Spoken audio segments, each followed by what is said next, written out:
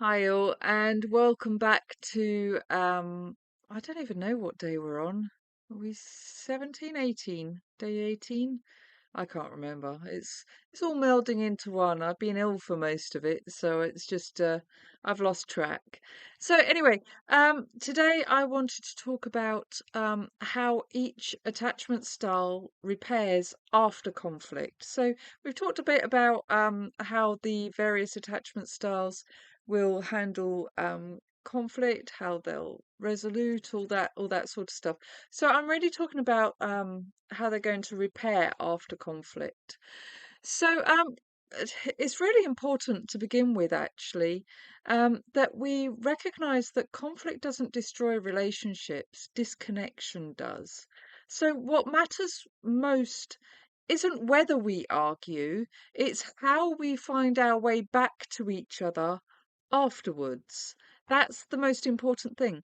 Every relationship, whether it's romantic or friendship or family, will experience rupture at some point. But it's the repair process that determines whether that relationship grows stronger or starts to deteriorate. So today we're looking at how each attachment style approaches repair after conflict, what drives their typical patterns, what goes wrong, and what healing looks like when we start to respond from security rather than fear. And what is the meaning of repair? I talk about repair an awful lot across all of my videos, but what does it actually mean? Well, in attachment theory, repair is the process of re-establishing emotional safety after a rupture, after a disagreement. It's not about who was right or wrong, and it's not about resolving every detail. It's about saying we are safe with each other again, if that makes sense. So, I hate the concept that after an argument, somebody's got to be right and somebody's got to be wrong. You know what? If you have to have a winner and a loser, you both lose, in my opinion. But the reason repair is so hard is that conflict activates our attachment system, the part of our brain wired for survival and emotional connection. When we feel disconnected, we don't just feel sad, we feel unsafe.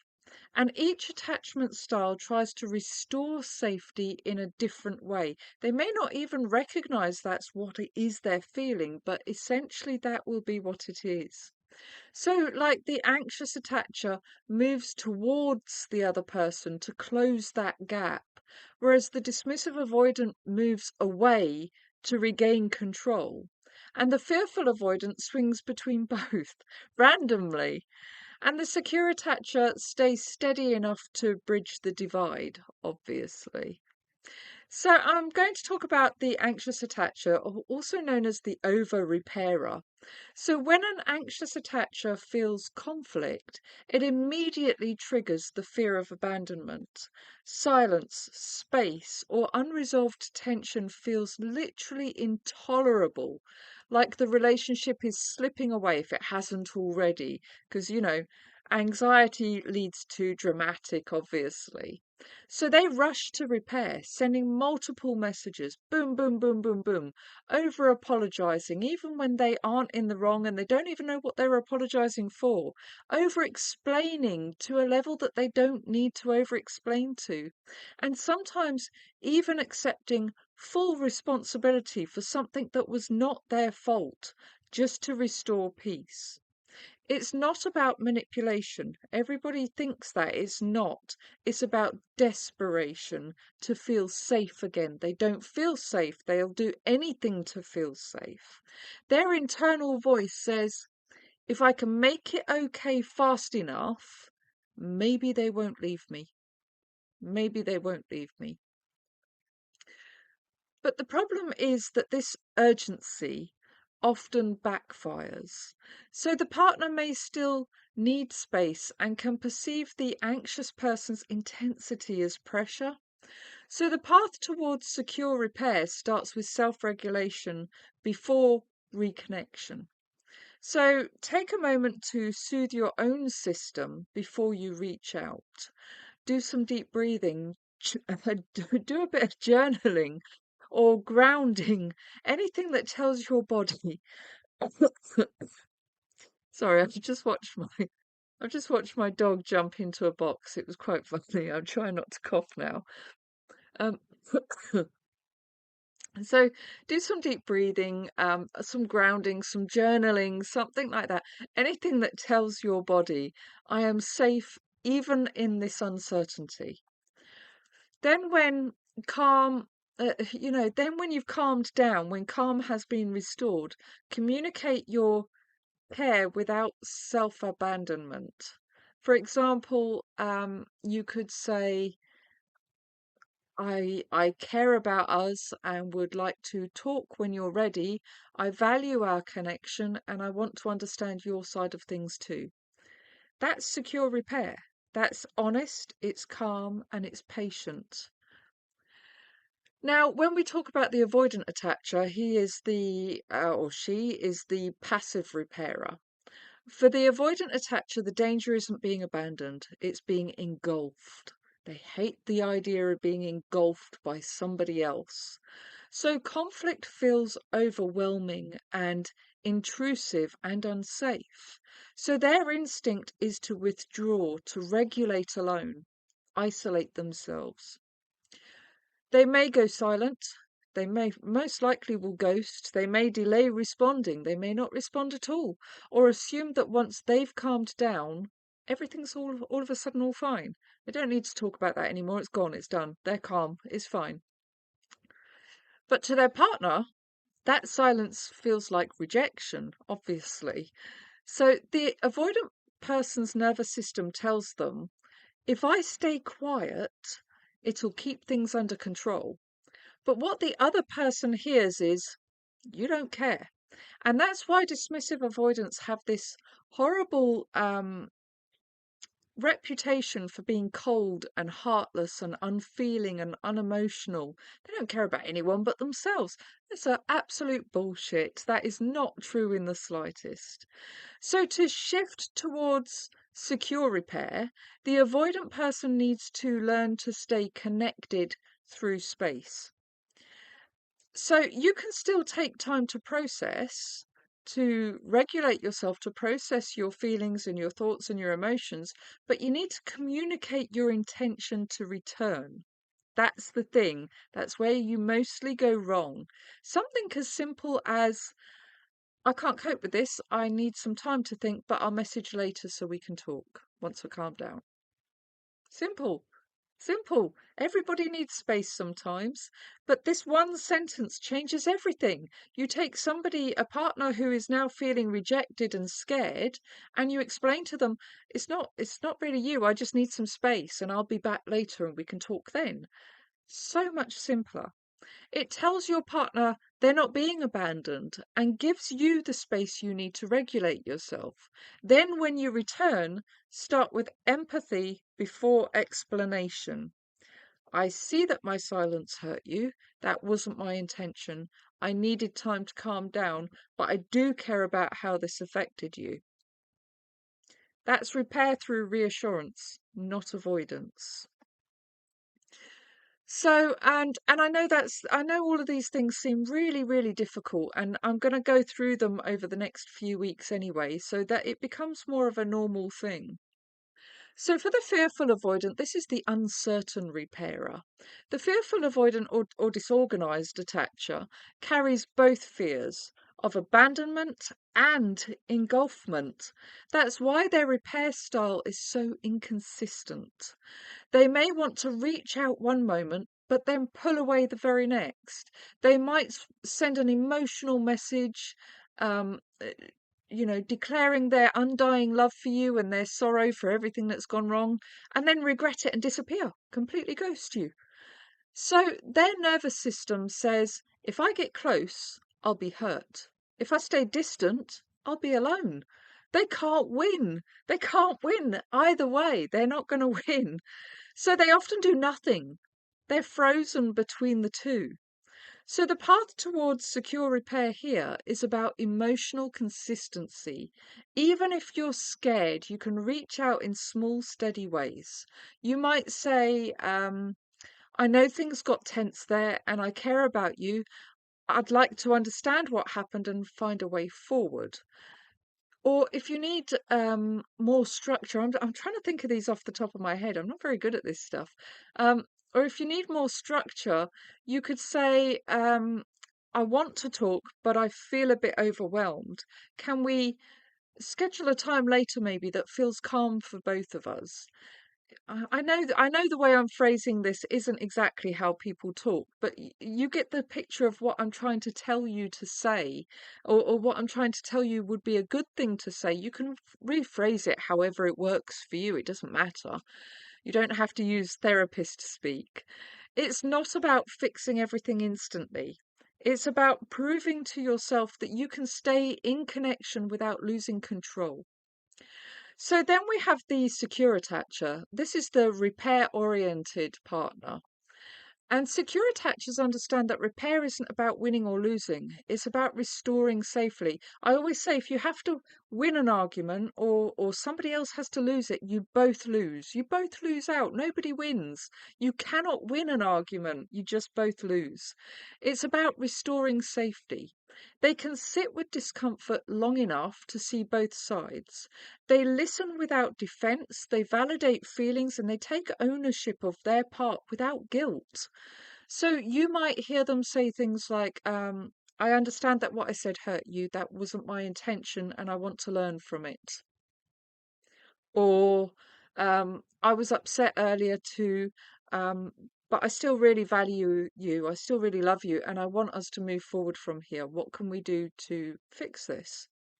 So they model calm accountability, not perfection. Nobody is perfect. I say this all the time. Everybody thinks that if they get to a secure attachment style, they're going to be perfect. And they expect perfection. There is no such thing. Secure attachers still trigger, they still spiral, they still have bad days, they still go off the deep end sometimes.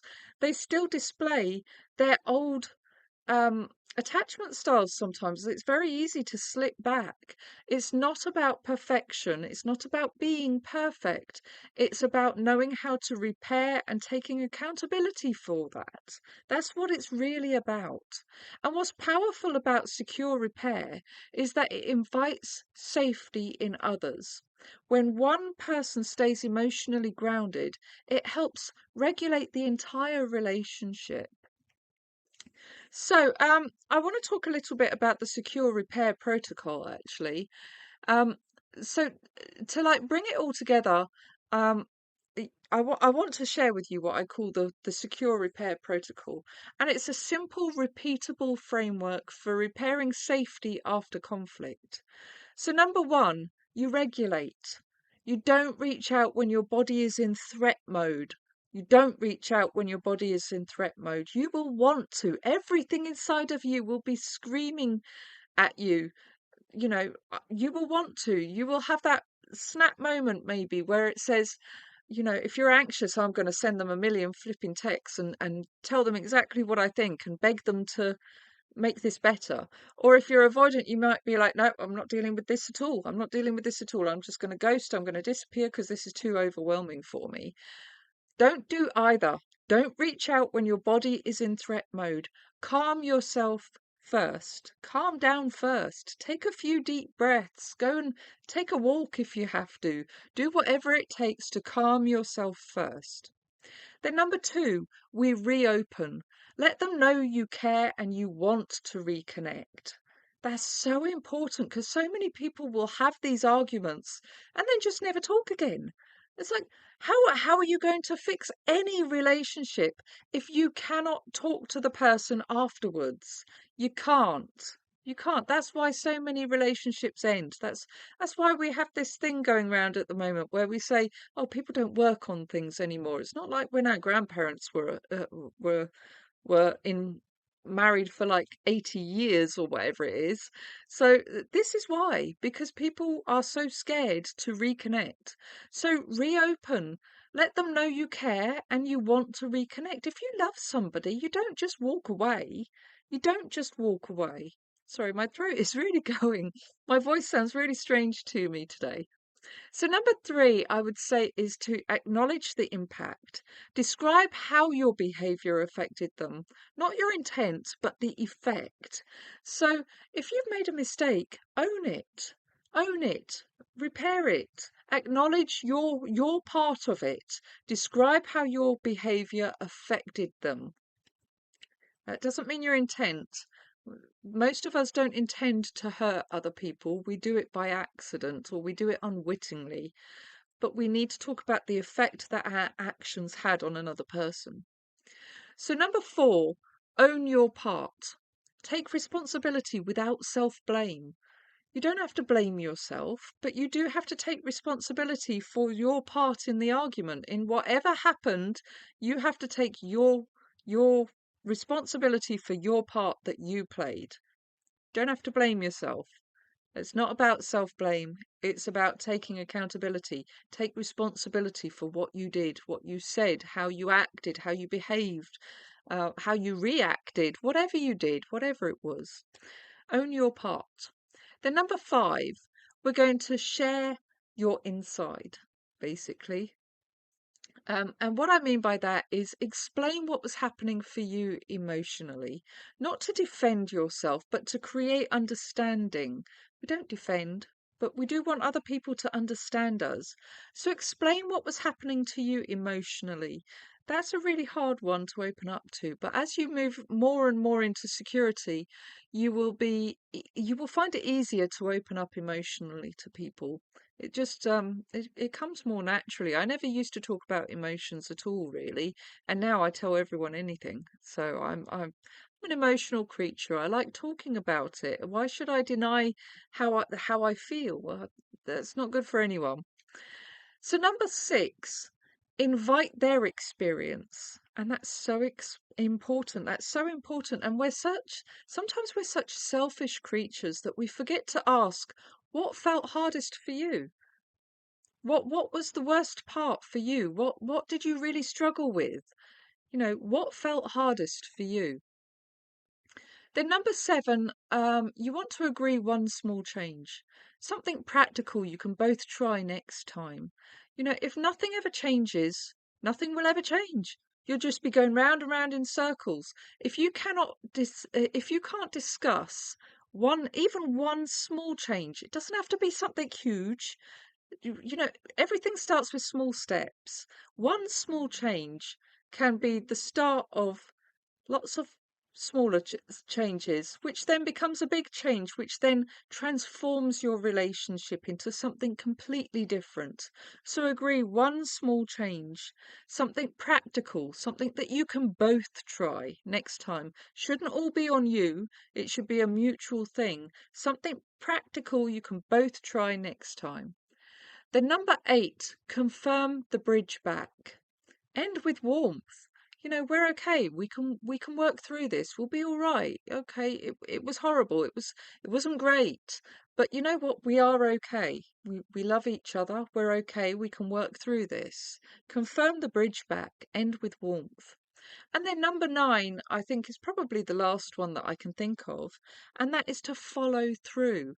Repair is built on consistency, showing that you mean what you say. If you can't do that, then why would they trust you next time? Why would they trust you the time after that? If you can't follow through, then there's no point to even trying. Repair is built on consistency. You need to follow your words with your actions. Show that you mean what you say. And when you do this consistently, repair stops being a performance and becomes a natural rhythm of your relationship. And it will feel really strange to begin with. It will feel really, really fucking strange to begin with. But it stops feeling strange the more you do it, and it just becomes the natural way that you approach conflict anyway. So, because I love these reflections, I do them every day, and I'm going to do another one today just to pee you all off, I guess. So, I want you to think about your own repair style. So, when conflict happens, do you rush to fix it? Do you withdraw to protect yourself? Do you freeze in uncertainty? Or do you stay calm enough to reconnect? What do you do? when conflict happens, what is your repair style? None of these patterns make you bad or broken, by the way. I should just point that out right now. They're learned survival strategies. They're learned survival strategies.